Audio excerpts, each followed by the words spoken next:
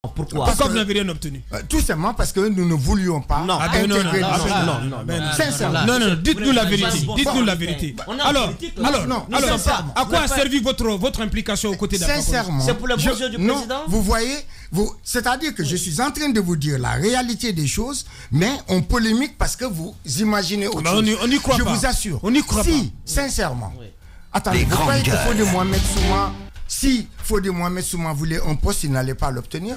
Quel est le politique qui a fait le pied de grue du RPG, qui a vanté les mérites du président Alpha Condé, qui s'est retrouvé à porter du jeune, à faire de la démagogie, à être vous avez fait de la démagogie? Non.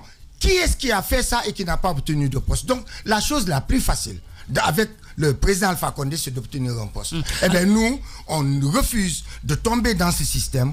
On ne peut pas accepter que le président... Vous n'avez rien demandé à Alpha Condé? Après des difficultés, il reconduit 80% de son équipe. Ça, c'est un indicateur de continuité. Est-ce qu'il n'y a pas quelque chose que vous cachez? Parce que je le rappelais tout à l'heure, après les législatives, disons aux législatives de 2013, je crois que vous avez voulu vous faire accompagner par vos collègues de l'ancien collectif de l'opposition devenu l'opposition républicaine. Non, on s'était déjà mis d'accord. De toutes les façons, ce soutien, vous ne l'avez pas obtenu. Voilà. Vous aviez très mal perçu en tout cas ce qui a été la décision de Cellou Dalein Diallo et puis ses collègues. Est-ce que ce n'était pas en quelque sorte pour faire mal à Cellou et d'autres que vous avez accompagnés? Non, sincèrement, je suis en politique. Et en politique, il n'y a pas d'état d'âme. En politique, il ne faut pas être revanchard. Non, Cellou aujourd'hui, c'est mon meilleur ami. Sidia, c'est mon grand frère, tout le monde le sait. Donc c'est pas votre meilleur ami que vous nous... C'est pas la politique qui va nous séparer. Votre meilleur ami avec qui vous n'avez plus le même chemin. Depuis que vous avez quitté, il n'a jamais été question de votre retour au sein de l'opposition républicaine dirigée... Jamais. Parce que vous êtes... Aujourd'hui, est-ce que les conditions sont réunies? Est-ce que vous vous sentez du côté de... Aujourd'hui, le travail que nous faisons, c'est faire en sorte de créer une unité d'action de l'opposition. Si l'opposition ne se regroupe pas, nous allons faire le jeu du pouvoir. Donc moi, la mission que j'ai, c'est d'aller vers les leaders. Je les ai presque tous rencontrés. Et aujourd'hui, nous leur demandons de ne pas siéger. Nous leur demandons de se retirer des institutions.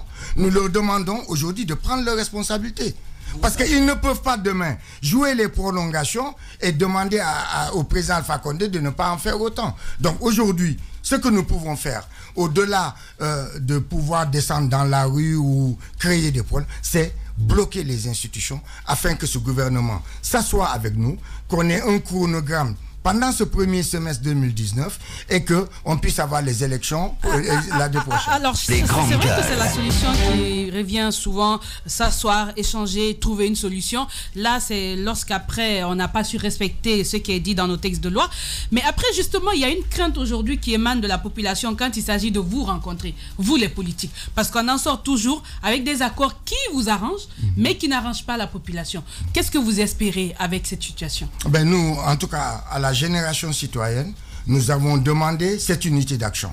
Si elle n'a pas lieu, eh bien, nous nous rangerons. Quelles sont d'ailleurs les chances quand on sait qu'aujourd'hui, au niveau des leaders, c'est vrai que pour les législatives, ça peut encore être facile, mais pour la présidentielle, ça va être très compliqué. Il y a une guerre d'ego. Comment pensez-vous que cette opposition peut s'unir, ne serait-ce que pour les législatives qui s'en Il faut qu'on aille step by step. Aujourd'hui, la prochaine échéance, ce sont les législatives.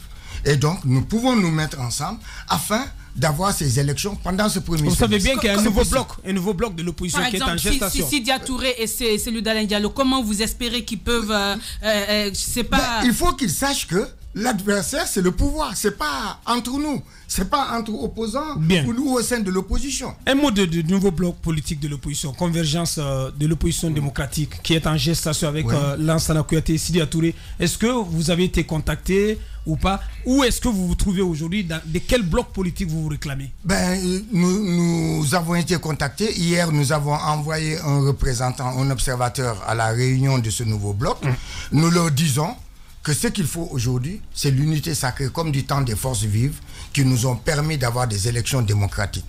Si demain, cette opposition siège, elle perdra toute crédibilité vis-à-vis du peuple et l'opposition va se déliter Et cet émiettement va faire le jeu du pouvoir. Nous, on n'a pas de camp. Nous, est-ce que vous n'allez pas vous brûler les doigts? Ce qu'on veut aujourd'hui, c'est l'unité d'action. Si on ne l'obtient pas, ben, chacun pour soi, Dieu pour tous. Mais il n'est pas question que la GCI aille à l'opposition républicaine ou à l'opposition démocratique.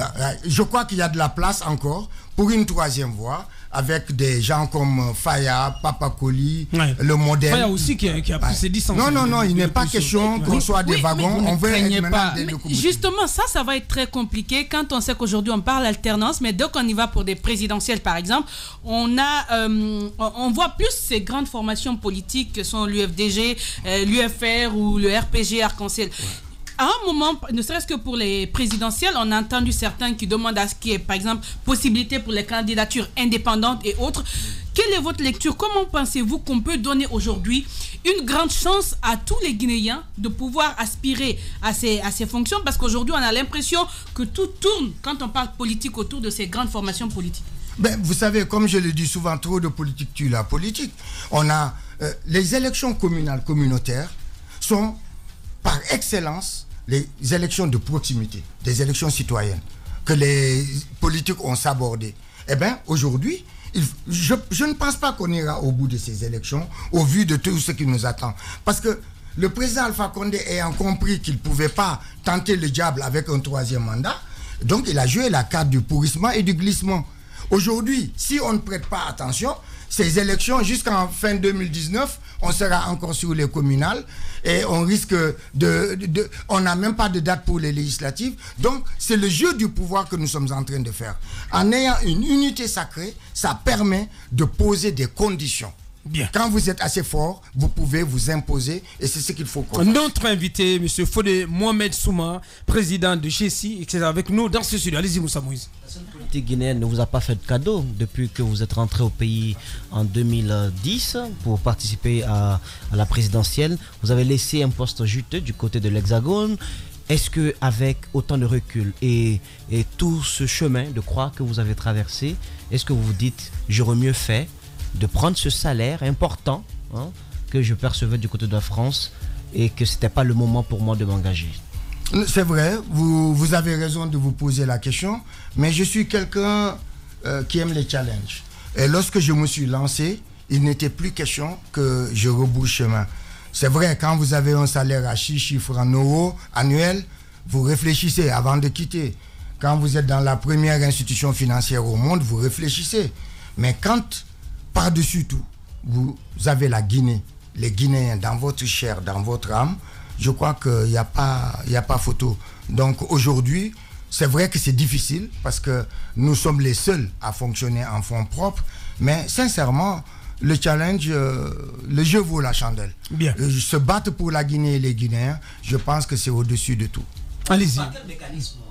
Clairement, si cette velléité du président Alpha Condé se confirmait, même si je suis convaincu que c'est déjà clair à mes yeux, pour ce saut que eux ils appellent troisième penalty, par quel mécanisme réel on peut freiner cet élan? Est-ce par le Parlement ou par un sursaut national? Que faut-il faire? D'abord, les politiques. Si l'opposition se retire de toutes les institutions, ça discrédite totalement le régime du président Alpha Condé. Vous l'avez tenté une fois, cette expérience. Je l'ai tenté avec la CENI. Voilà. Oui, mais aujourd'hui... Vous l'avez tenté, mais ça n'a pas donné...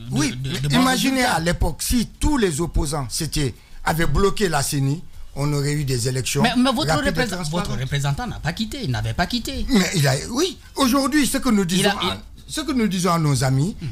retirez-vous des institutions. Maintenant, si vous avez des réfractaires, des brebis galeuses, vous les éjectez de vos partis, ils ne représentent pas. Mais ce qu'il dit est vrai. En plus, votre représentant à l'époque à la CENI, M. Souma, Charles-André Souma. Charles-André Souma, il n'avait pas quitté, il n'avait pas obéi. Oui, mais on l'avait sorti du parti. Il était là-bas à son nom. Il n'était plus le représentant de la justice. Vous voyez bien que l'argent a un énorme pouvoir dans ce pays. Oui, mais le patriotisme, attention les gars, il ne faut pas qu'on verse... Non, les partis politiques qui sont déjà au Parlement ne peuvent pas comme ça quitter le Parlement. Il y a 15 millions. Au-delà de tout, il y a 15 millions, il y a certains avantages. C'est plus que ça. Voilà. Mais il y a quand même la Guinée, par-dessus tout. Mais ils vous diront qu'ils vont siéger à cause de la Guinée. Non. Le micro.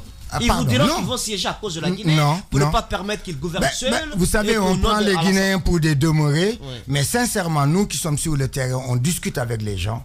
Aujourd'hui, la Guinée court 2 risques majeurs. Ça ne se voit pas encore, mais on le sent. C'est l'insurrection populaire.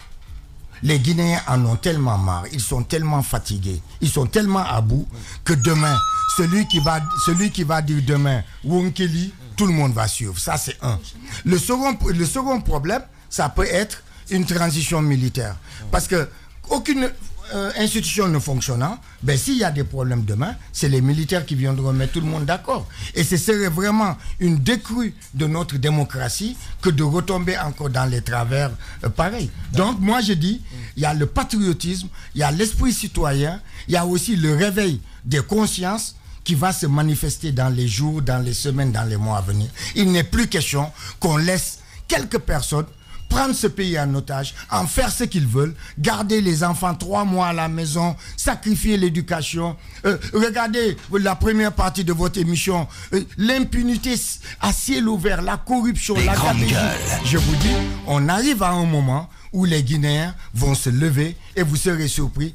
À l'instar du Burkina, un peuple qu'on disait apathique, amorphe, eh bien, ils se sont réveillés. En 24 heures, l'homme le plus puissant d'Afrique est parti. Eh bien, les Guinéens vont se réveiller parce que trop, c'est trop, on n'en peut plus. Bien, allez-y.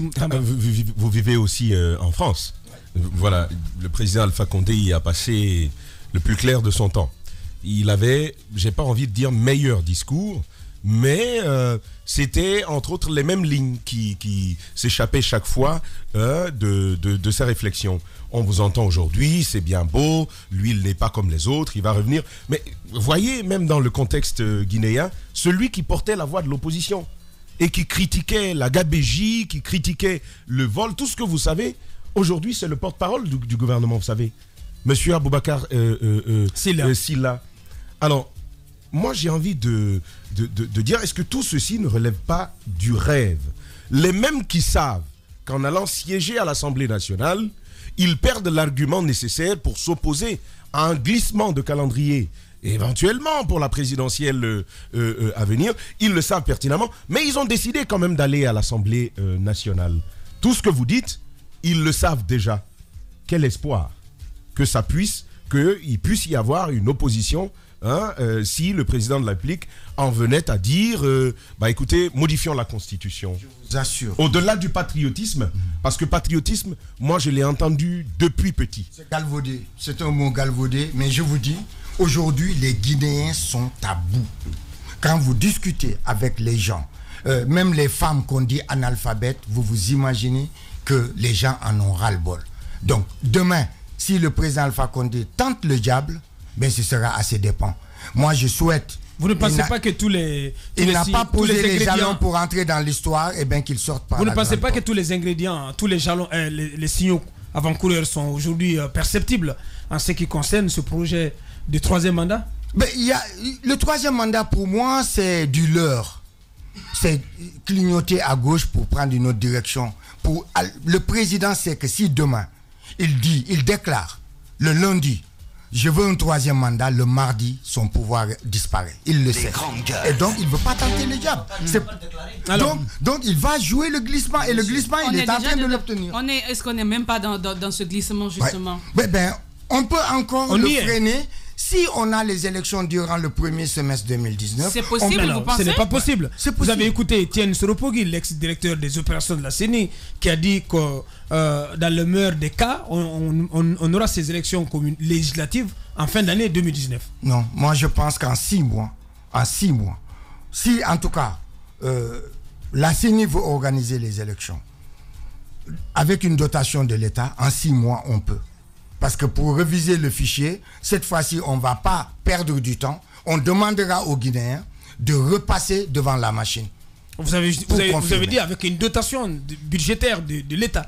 Vous ne pensez pas que l'État pourrait jouer également sur ce registre? Donc s'il y a une vraie volonté... La Guinée s'est enrichie alors que ses populations s'appauvrissent. La Guinée s'est enrichie. Qu'on arrête de nous dire qu'il n'y a pas d'argent. Tous les jours, vous dénoncez. Aujourd'hui, on ne parle même plus en millions ou en milliards de francs guinéens, on parle en millions de dollars. Le pays s'est enrichi. Eh bien, il faut aujourd'hui que les Guinéens aillent vers une attitude citoyenne, pas agressive, citoyenne, responsable, pour qu'on exige des comptes au niveau de la répartition de cette richesse. C'est possible si tout le monde s'accorde. Si maintenant, c'est par repli identitaire, par communauté, etc., ben on continuera à tourner en rond. La Guinée s'est enrichie peut-être à partir de textes. C'est pas l'impression que j'ai quand notre budget national est encore supporté à 60% par l'aide extérieure. Développement. Alors, c'est quoi l'expression matérielle de cet enrichissement dont vous parlez? Non, c'est-à-dire, je vous donne un exemple. Un État, l'équilibre qu'un État doit jouer, c'est entre ses dépenses et ses recettes, le budget. D'abord, regardez un peu le train de vie de l'État. C'est scandaleux dans ce pays. Un pays pauvre comme la Guinée, c'est scandaleux. Vous ne pouvez pas imaginer, aujourd'hui, vous avez vu le budget de la présidence. Le président Alpha Condé, son budget est de 140 000 € par jour. Et c'est cette assemblée que nous avons payé 5 ans à ne rien faire qu'il a voté. Vous vous imaginez un président d'un pays pauvre, 140 000 € par jour. Deuxièmement, la Guinée n'a pas besoin de... Bien sûr, la Guinée n'a pas besoin de 20 ministres. La Guinée n'a pas besoin de certaines institutions.